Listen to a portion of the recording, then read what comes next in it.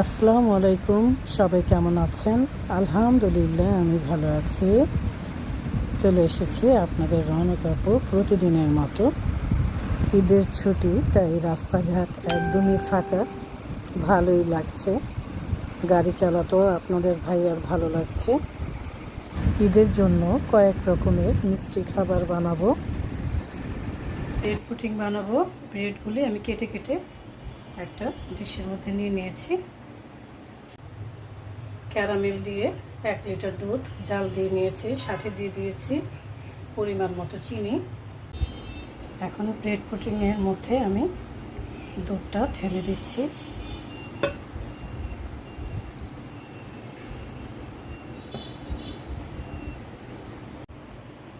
এখন লাচ্ছি সেমাইটা বানিয়ে নেব।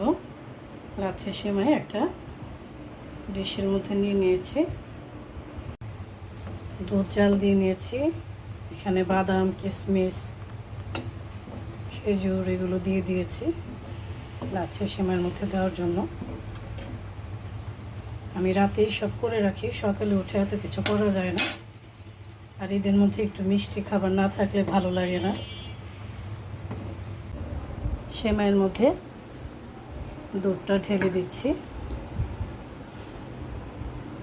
দুধের পরিমাণটা একটু বেশি দিব। ব্রেড পুডিংয়ের মধ্যে আমি ডান ও মিল্ক ক্রিমটা দিয়ে দিচ্ছি। এভাবে বিছিয়ে দিব। এটা খেতে কিন্তু খুব টেস্ট হয়।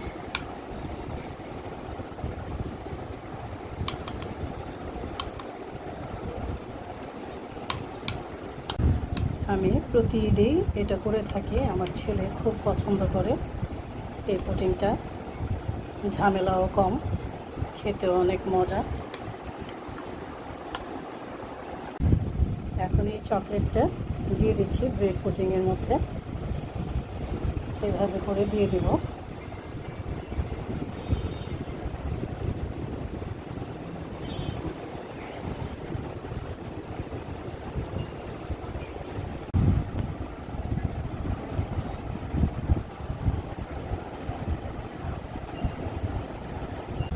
এই তো হয়ে গেল ব্রেড পুডিং।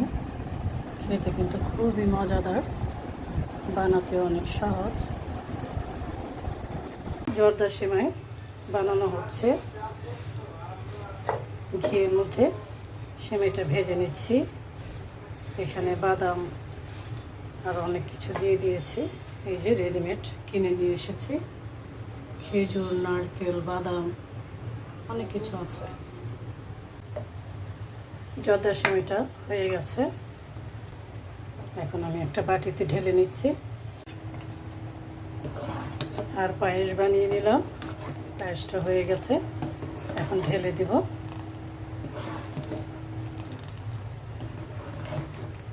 পায়েসটা এখন ঢেলে দিচ্ছি।